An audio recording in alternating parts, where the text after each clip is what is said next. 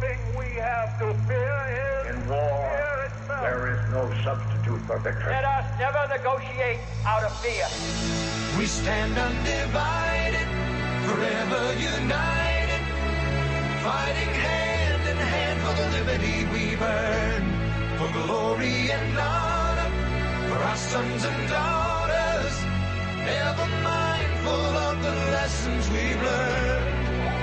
Let the torch of freedom burn.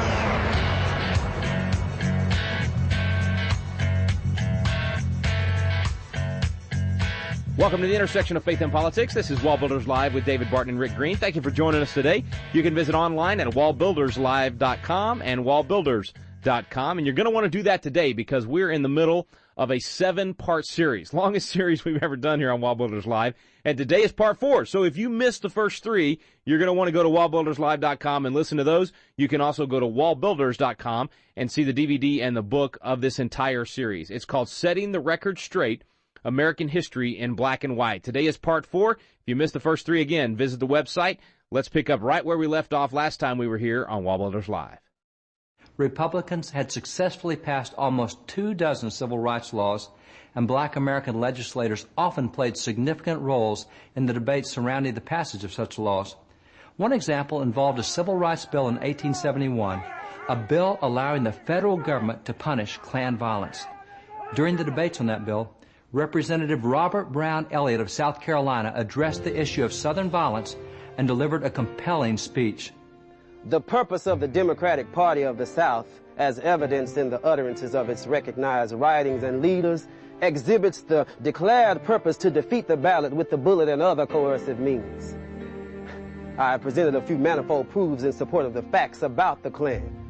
I have shown the declared purpose of the Ku Klux organization, and I refer to the official records of nearly every southern state during the past 10 months to show how that bloody purpose has been in part executed.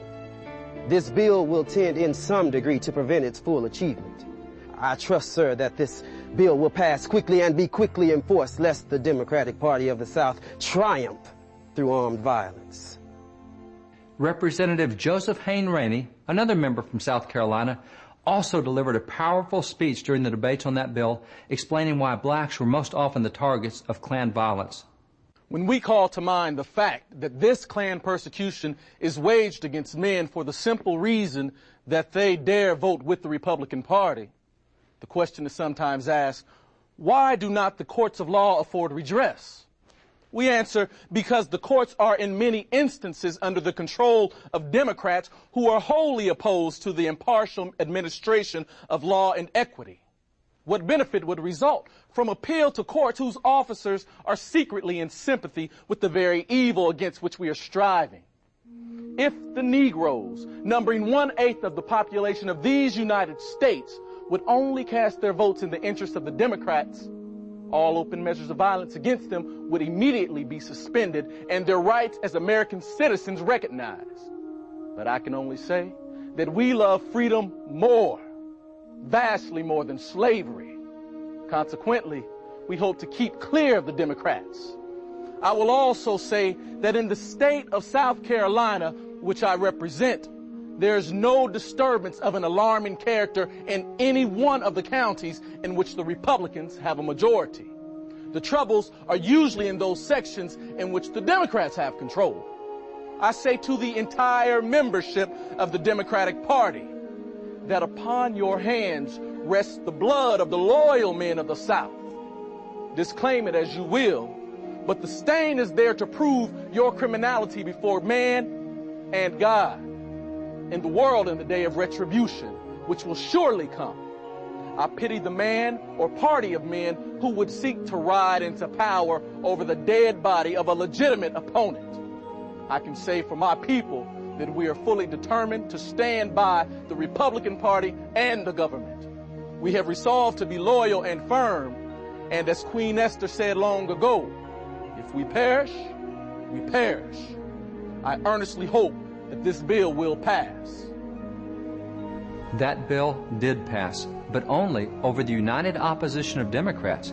In fact, no Democrat, not a single one, either from the North or the South, supported the Civil Rights Bill to punish Klan violence. 4 years later, black Americans again played a significant role in the debates on a civil rights bill, this time the Civil Rights Bill of 1875 to prohibit segregation and racial discrimination.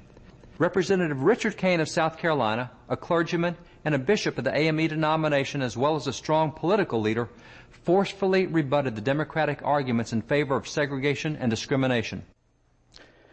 I have sat in this House nearly 9 months, and I have listened to gentlemen recognized as Democratic leaders attempting to demonstrate the inferiority of blacks,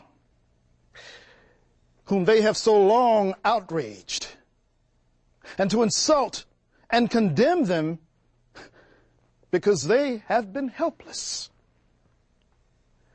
And the Democratic gentleman from Virginia calls into question the propriety of passing the Civil Rights Bill. I cannot agree with him. Why not pass the Civil Rights Bill? The Civil Rights Bill simply declares this, that there shall be no discrimination between citizens of this land so far as the laws of the land are concerned. I can find no fault with that. The great living principle of the American government is that all men are free. We admit from every land and every nationality men to come here and under the folds of that noble flag repose in peace and protection. Yet because God Almighty made the face of the Negro black, Democrats would deny him that right. Mr. Speaker, I regard the Civil Rights Bill as among the best measures that ever came before this Congress. Why, sir, it is at the very foundation of good government. I have no fear for the future. I have faith in this country. The great principles which underlie our government of liberty, of justice, of right, will eventually prevail in this land, and we shall enjoy equal rights under the law. Let the laws of the country be just. Let the laws of the country be equitable. This is all we ask, and we shall take our chances under the laws of this land. Place all citizens upon one broad platform. And if the Negro is not qualified to hold his role in this contest of life, then let him go down.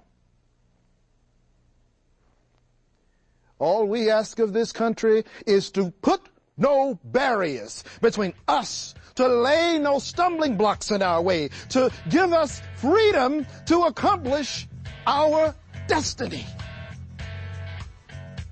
Do this, sir, and we shall ask no more.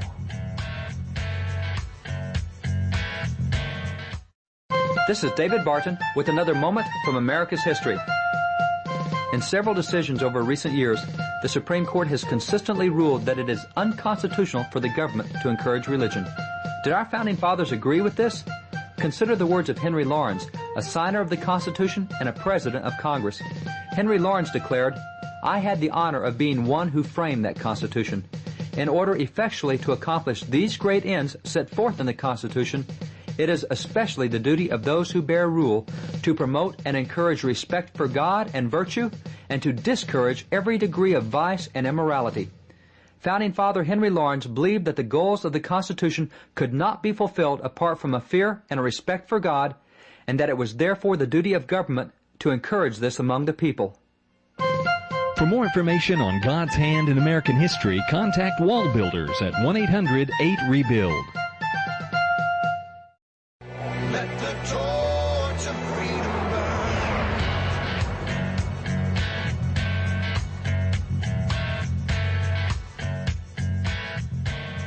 Despite these types of powerful speeches, Democrats continued their relentless attacks against the bill. In fact, immediately following one such Democratic tirade against the bill, Representative Robert Brown Elliott rose to respond. It was such a climactic moment that the artists of the day created illustrations depicting the verbal battle that occurred between this black Republican and Democrat Alexander Stephens, who had been the Vice President of the Confederacy and who was a leader of the Democratic arguments on the bill. Elliott's response was eloquent. It is a matter of regret to me that it is necessary at this day that I should rise in the presence of an American Congress to advocate a bill which simply asserts equal rights and equal privileges for all classes of American citizens. Now we are told by the distinguished Mr. Stephens that Congress has no power to pass a civil rights law. Has not his judgment been warped by his long training in that school of politics that well nigh destroyed this government? I am astonished that he should have been so grossly misled. He now offers his government, which he has done his utmost to destroy, a very poor return for its gracious and forgiving treatment to him, to come here to seek to continue, by the assertion of doctrines obnoxious to the true principles of our government, the burdens and oppressions which rest upon 5 million of his countrymen, slaves who never failed to lift their earnest prayers for the success of this government when Mr. Stephens was asking to break up the union of these states and to blot the American Republic from the galaxy of nations. Sir, it is scarcely 12 years since he shocked the civilized world by announcing a government which rested on human slavery as its cornerstone.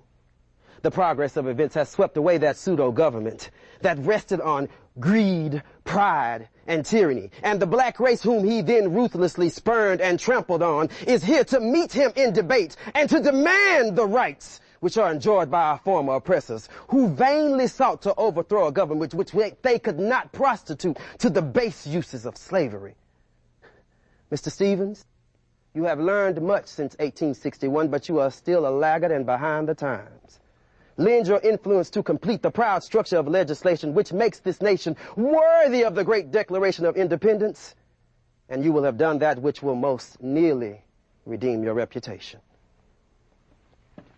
Elliott's magnificent response did not convert Alexander Stephens or the other Democrats, but it was so eloquent that it silenced them. In fact, the Democrats' rebuttal against Elliott was so weak that the best they could do was to claim that the speech was not really his, that it was so brilliant that someone else must have written it, that surely a black American such as Elliott could not have created such a masterful speech. That Democratic response against Elliott's eloquence is reminiscent of an old lawyer's adage. When you have the facts on your side, argue the facts. When you have the law on your side, argue the law. When neither is on your side, change the subject and question the motives of the opposition. Representative John Roy Lynch of Mississippi, in closing his speech on the same bill, predicted what he believed would be the outcome of the vote. In conclusion, Mr. Speaker, I say to the Republican members of the House that the passage of this bill is expected by you. If any of our Democratic friends will vote for it, we will be agreeably surprised. But if Republicans should vote against it, we will be sorely disappointed. But I have no fears whatever in this respect. Republicans have stood by the colored people of this country when it was more unpopular to do so than it is to pass this bill. You have fulfilled every promise thus far, and I have no reason to believe that you will not fulfill this one. That civil rights bill did pass, but regrettably, Representative Lynch did not receive the surprise he'd hoped for. It was exactly as he had suspected. While Republicans overwhelmingly supported the bill, not a single one of the 114 Democrats in Congress voted for that civil rights bill. That civil rights bill, like the others, was passed by Republicans over strident and virtually unanimous opposition of Democrats. That 1875 civil rights bill was the last of the almost 24 civil rights bills passed by Republicans. In fact, following the passage of that 1875 bill, it would be nearly 90 years before the next civil rights law was passed. Why did the rapid progress come to an abrupt halt after 1875? Because in 1876, Democrats gained control of the U.S. House for the first time since 1861. Therefore, With the divided Congress, Democrats successfully blocked any further progress in the civil rights arena. Facing such strident and irrational Democrat obstructionists, the enthusiasm for fighting in that arena soon waned and civil rights momentum was lost. This is David Barton with another moment from America's history.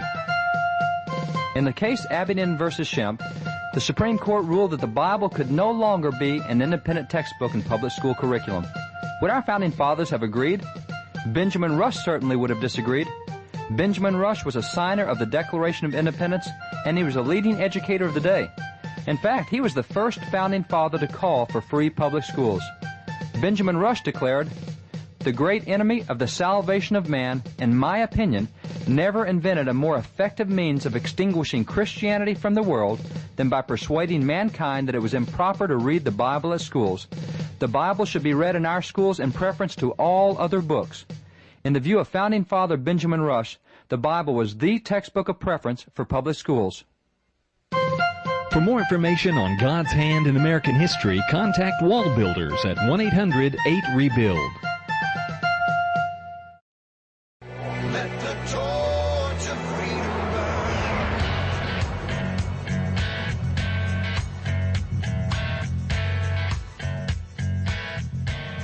Not only did Democrats gain the U.S. House in 1876, but they were able to bring Reconstruction to a close by having all federal troops withdrawn from the South, thus removing the final protective barrier between black Americans and those Democrats aggressively seeking to violate their newfound civil rights.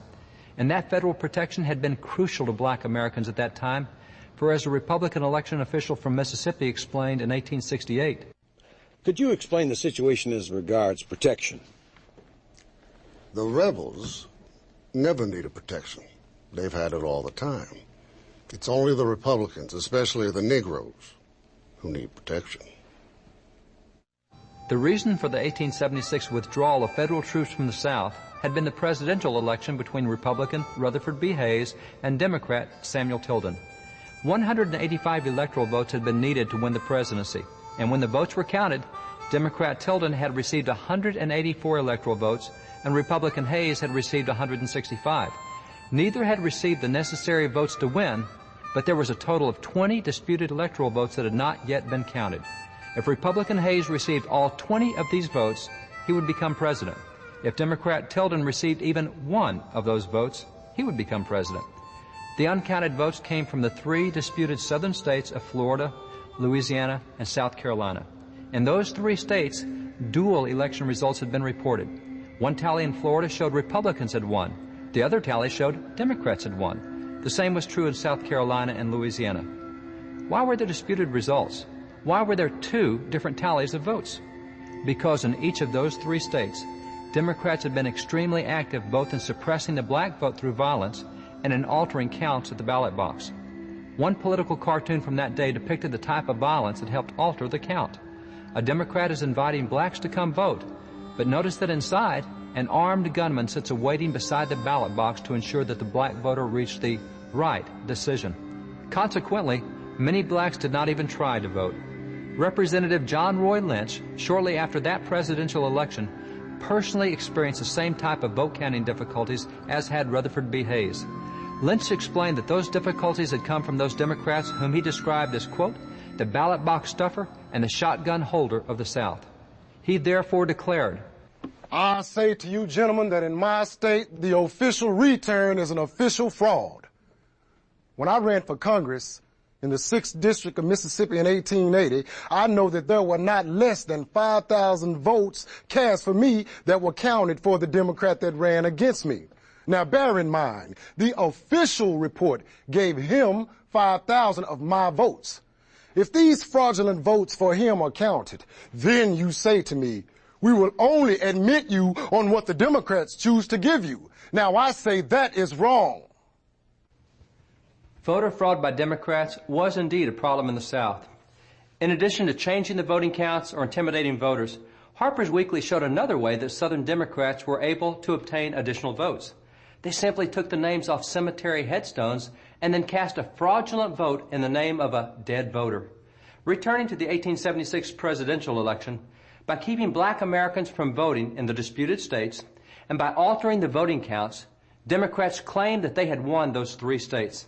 However, the Republicans counted the suppressed African American votes and ignored the fraudulent votes, and they claimed that they had won those 3 states. Since the Electoral College did not count any of the disputed votes, and since neither presidential candidate could win the election without them, Congress was required to decide who would become president. Congress convened a commission of 15 members to hear the issue, a commission composed of 5 members from the House, 5 from the Senate, and 5 from the Supreme Court. Since the House was in Democratic control, 3 of its 5 members were Democrats. Since the Senate was in Republican control, 3 of its 5 members were Republicans. From the Supreme Court, 2 of its 5 members were Republicans, 2 were Democrats, and 1 was an independent. Thus, the commission was made up of 7 Democrats, 7 Republicans, and 1 independent.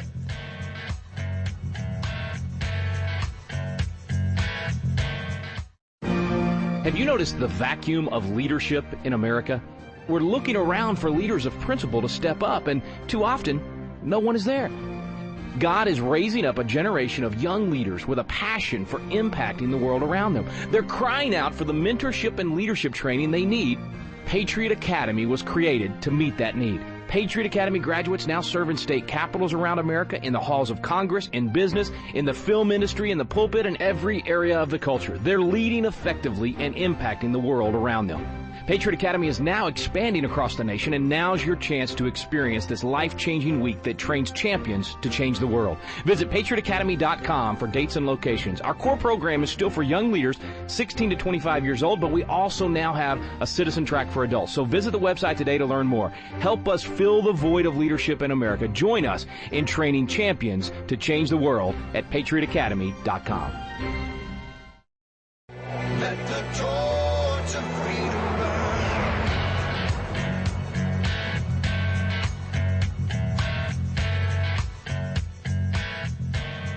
The 1 independent resigned from the Supreme Court and went home to become a state senator. Since the only remaining members of the Supreme Court were Republicans, the departed member was replaced with a Republican, meaning that the commission was composed of 7 Democrats and 8 Republicans.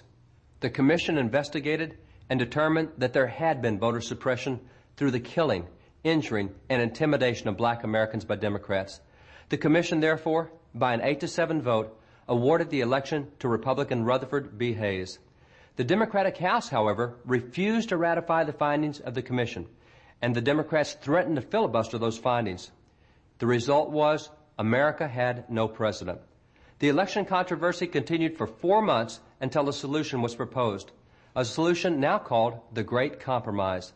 The Democrats offered to ratify the commission's report, but only if the last federal troops were withdrawn from Florida, Louisiana, and South Carolina. If Republicans did not agree, and if federal troops were not removed from those 3 states, America would remain without a president. The proposal was finally agreed to. Federal troops therefore left the 3 remaining states in which they had been stationed, thus officially ending Reconstruction in the South. Rutherford B. Hayes became president. Following the withdrawal of the last federal troops, from that point forward, the South became known as the, quote, solid Democratic South. Southern state legislatures were again solidly in the hands of Democrats, and white supremacy in the South was reestablished. By the way, recall Representative Josiah Walz? It was during this same contested election in Florida that the Democrats had challenged his credentials for the 2nd time, and that the democratically controlled House had sent him home. He had survived the first challenge when Republicans were in charge, but when sent home this 2nd time, with the state back in the hands of Democrats as a result of the Great Compromise, Walz was therefore defeated by white Democrats, thus ending his congressional career. Eventually, all remaining black legislators in the other Southern Democratic states were also defeated and removed from Congress. Democrats thus succeeded in barring Southern blacks from federal elective offices for an additional 70 years. Returning to 1876, public debate began to focus on issues that had already been raised in earlier civil rights laws, laws and issues that Democrats were now trying to reverse, issues such as education. For example, this piece, entitled Politics and the School Question, Attitude of the Republican and Democratic Parties in 1876, examined the contrasting positions of the 2 parties on the issue of education. The Republicans had supported public education for all children, regardless of race, But Democrats not only opposed public education for all children, but in fact strongly supported segregated education. For example, this is a published and widely distributed pro-segregation speech by Democratic Congressman James Harper of North Carolina. Notice its title, Separate Schools for Whites and Colored with Equal Advantages. Mixed schools? Never. Similarly, in 1875, the Democratic Executive Committee of Ohio issued this piece on public education to, as they said, expose the tricks of the Republican Executive Committee. What were the so-called dirty tricks of Republicans to which Democrats objected? And what was intended to be an insult about Republicans? The only positive action of the Republican Party on the school question in Ohio is to destroy the system by requiring that whites and blacks be educated together. That's all the time we have today, folks. That was part 4 in a 7-part series called Setting the Record Straight, American History in Black and White. It's one of the most popular programs David Barton has ever done. It's incredibly powerful. If you only heard today, you're just scratching the surface. You want to go to WallBuildersLive.com, and you can listen to the first 3 parts in addition to what you heard today. And then we're going to have the next 3. It's a total of 7, so we'll have the next 3 parts as you continue to listen to WallBuilders Live over the next few days. Again, go to the websites, WallBuildersLive.com, to see the entire series. They're available on the radio program, broken into 7 parts. The next 3 will be available in the next few days. And then if you want to get the full DVD, you can do that at WallBuilders.com. We'll pick up right where we left off today when you join us next time on WallBuilders Live. We stand undivided.